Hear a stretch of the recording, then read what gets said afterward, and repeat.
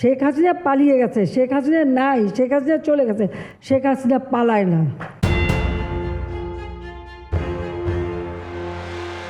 পৃথিবীকে তিনি শুনিয়েছেন শেখ হাসিনা পালায় না। 5ই আগস্ট দুপুর বেলায় শেখ হাসিনা বাংলাদেশের গদি ছেড়ে পালিয়ে গেছেন না যান নাই?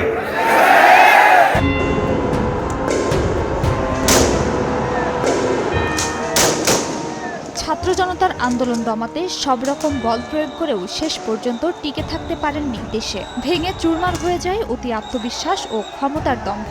ছাত্র জনতার গণঅভ্যুত্থানের মুখে মাত্র ৪৫ মিনিটে ছাড়তে হয় গণভবন ও দীর্ঘ ১৬ বছরের প্রধানমন্ত্রিত্ব। দেশ ছেড়ে পাড়ি জমান বন্ধুরাষ্ট্র ভারতে, সঙ্গে নিয়ে যান ছোট বোন শেখ রেহেনাকেও।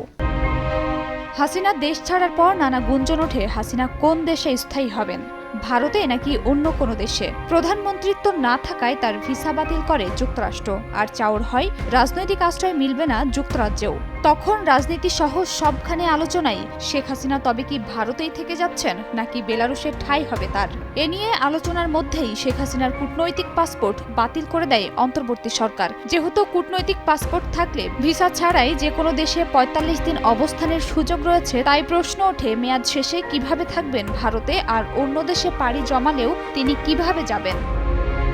এ নিয়ে নানা গুঞ্জন চলে দেশে প্রবাসে। এসবের মধ্যেই চাঞ্চল্যকর প্রতিবেদন প্রকাশ করে মানবজমিন। ওই প্রতিবেদনে পত্রিকাটি দাবি করে ভারতের তরফ থেকে যুক্তরাষ্ট্রকে জানানো হয়েছে স্বল্প সময়ের মধ্যেই নাকি মধ্যপ্রাচ্যের কোনো এক দেশে আবাস গড়বেন শেখ হাসিনা।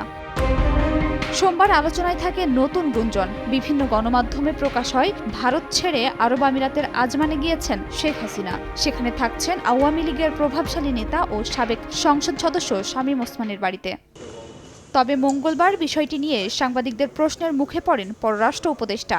জবাবে বলেছেন, হাসিনার ভারত ছাড়ার বিষয়ে সুনির্দিষ্ট তথ্য নেই সরকারের কাছে। ওনার অবস্থান সম্বন্ধে নিশ্চিত আমরা হতে পারিনি। আমরা দিল্লিতেও খোঁজ করেছি, আমিরাতেও খোঁজ করেছি, কনফার্মেশন অফিসিয়ালি কেউ দিতে পারেনি। তবে আমরাও, আপনারা যেমন দেখেছেন, আমরাও দেখেছি যে উনি আজমানে সম্ভবত গেছেন, কিন্তু এটা রিকনফার্ম করার চেষ্টা করে আমরা সফল হইনি। এদিকে চারদিকে যখন শেখ হাসিনার অবস্থান নিয়ে নানান গুঞ্জন, ঠিক সেই মুহূর্তে মায়ের বর্তমান অবস্থান নিয়ে গণমাধ্যমে কথা বলেছেন ছেলে সজীব ওয়াজিদ জয়। বেসরকারি একটি টেলিভিশনকে তিনি জানিয়েছেন, শেখ হাসিনার ভারত ছেড়ে যাওয়ার খবরটি সঠিক নয়, তার মা এখনও ভারতেই আছেন। প্রায় একই রকম খবর প্রকাশ করেছে ভারতের একটি পত্রিকাও।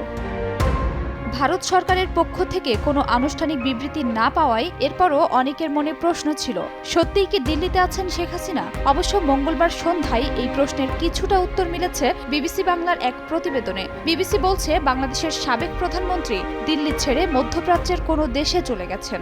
এ জাতীয় সব খবরকে সম্পূর্ণ ভিত্তিহীন বলে উড়িয়ে দিয়েছেন ভারতের শীর্ষস্থানীয় সরকারি কর্মকর্তারা। শেখ হাসিনা এখানে গত সপ্তাহে যেভাবে ছিলেন, এ সপ্তাহেও ঠিক একইভাবে আছেন বলেও বিবিসিকে জানিয়েছে ওই সূত্রটি।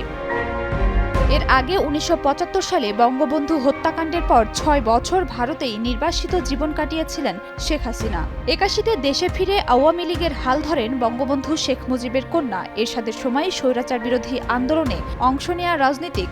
২০০৯ সালে নির্বাচনে বিপুল জনসমর্থন নিয়ে ক্ষমতায় আসার পর কয়েক বছরের মধ্যে নিজেই কার্যত স্বৈরশাসক হয়ে ওঠেন। ক্ষমতায় টিকে থাকতে বিরোধী দলগুলোকে বাইরে রেখে একতরফা নির্বাচন করেছেন। দেশে ব্যাপক উন্নয়ন হলেও গত ১৫ বছরে তার যে শাসনামল, তা নিয়ে দেশের মানুষের মধ্যে ব্যাপক ক্ষোভ। অনিয়ম দুর্নীতি যেমন হয়েছে, তেমনি গুম খুনের মতো মানবাধিকার লঙ্ঘনের অভিযোগ ওঠে আওয়ামী লীগ সরকারের বিরুদ্ধে। গণতন্ত্র ও ভোটের ক্ষেত্রে বাংলাদেশের অবস্থানকে পশ্চিমা বিশ্বে প্রশ্নবিদ্ধ করেন শেখ হাসিনা। খাদিজা স্বপ্না, সময় সংবাদ।